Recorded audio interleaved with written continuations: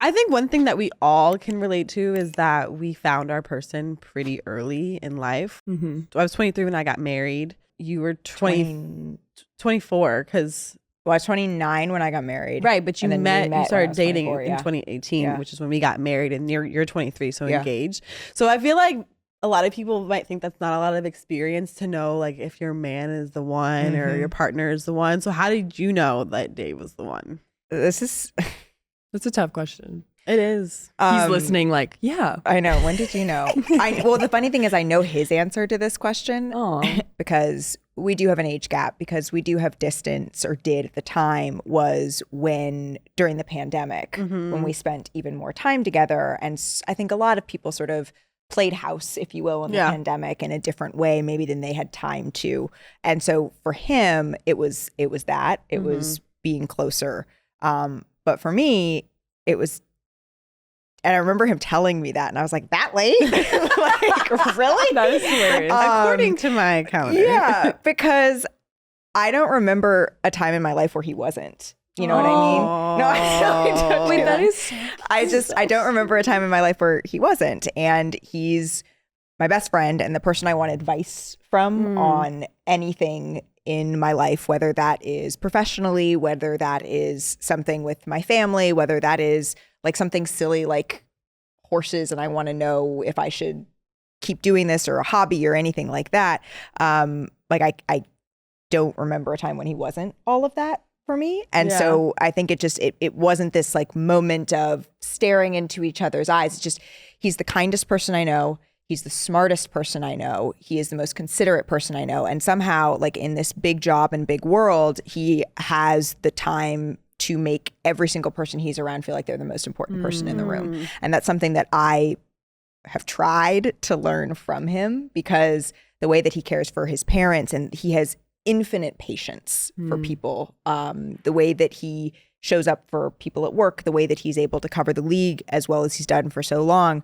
Like, I just really admire him. Yeah. And so for me, not to mention he has beautiful blue eyes. They're really, really pretty. Girl, you're in love. I love this. He's just the best person I know. And like, he's always been that. I met him briefly, and you could just tell you guys are just like a perfect pair. So it makes me very happy for you. Like, truly. Thank you. Thank you. I feel the same way about Ben, honestly. I mean, Ben and I have broken up before and gotten back together, which I'm glad, because it really made us figure our shit out. But I felt the same way. Like, I think kindness, just a guy that doesn't take himself seriously, is there for his family, the bare minimum. Yeah, right. No, it sounds like bare minimum, but it's really when not. you have conversations like this, you find, like, obviously you want them to be kind, you want them to be smart, you want them to be all of these things. Attractive is to you is obviously important as well. But I think one of the things that when you have conversations, you get little gems like, I want his advice on everything. And like, for me, I say I knew Damien was the one because I didn't get icked out by him after a year. Like, usually with my last relationships, we get to the year point and I'm like, okay, actually. But really, it was the fact that he considered me in every single aspect of his life. So I used to get annoyed. Like, he'd be like, oh, what should I have for lunch? And I'm like, dude, if you don't just go figure out what you want to eat for lunch, like, don't ask me. But then I'm like, no, like, he wants my opinion on everything, because he really values what I think and what I like. Yeah, what I think and what I want for him, or what I think is best for him. And even though he might not listen to it every time, he values that. He asks me about that. And so I think that that's so important. And so if any of girls are out there listening that are trying to find a man in this big world, it's small things like that that I really think make a difference and like lifelong. Well, I also think I told my little sister this recently. She got the ick from somebody. Happens. And I said, like, what was her?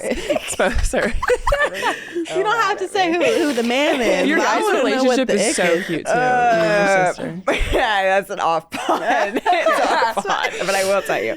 Oh, I can't wait to you. But I told her, I said, it's not like, I don't want to like mystify relationships of this like perfect thing that is this, you know, capsule that you put on a shelf and it's special and gleaming and beautiful, and like that's how you'll know it's the one.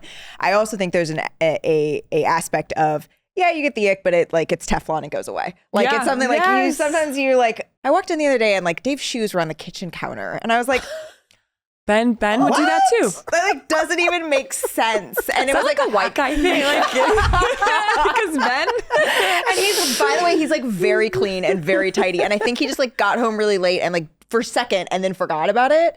Ben would purposely do that. But like if it was anyone else, but if it went away in like 20 anyone else, minutes, it was like, oh, that's annoying. But that was it. Shoes on the counter is wild. It'll go like that's how you. Sorry, Dave. That I shouldn't have. It's okay. No, I love you. Well, so my mom has a group chat with her best friend Diane. That is called Husband or Raccoon. And it's like, did my husband leave this mess or did a raccoon that's hilarious. I love that. Oh my God. That's so good. Like, document this is husband or raccoon. So yeah, you should have husband or raccoon. Like it's a good thing to have. It's okay if it's superficial flaws. Like that's okay. Yeah. Like if it's just little things, like that's okay. It's good to laugh at. It makes good stories. Yeah. But I feel like if that was my mother-in-law and you were my mother-in-law, because there's people who are very particular about stuff.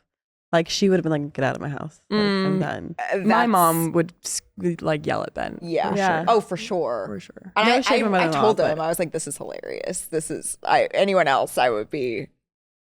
Sorry, Dave. That's not even bad. Ben No, there are definitely worse things, but he's just like pure boy. I'm like, oh my God. So crazy.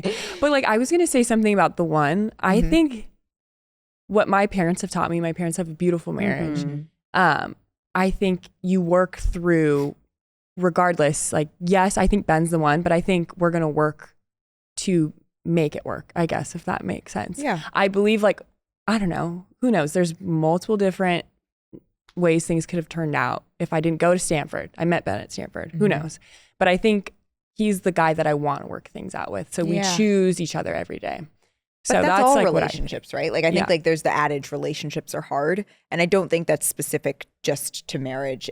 Of course, I think that you have to work through more things, big life decisions with your life partner than you do with anybody else. for sure. But if you were to live with a friend for the rest of your life and you decided like that close friendship was going to be your big relationship, the capital R relationship in your life, you would have to work through those sorts of things too. You have to work through things in a sister relationship, in a parent relationship.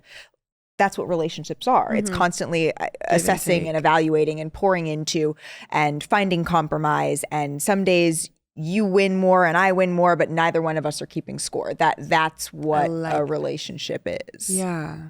I love that. That was a bar.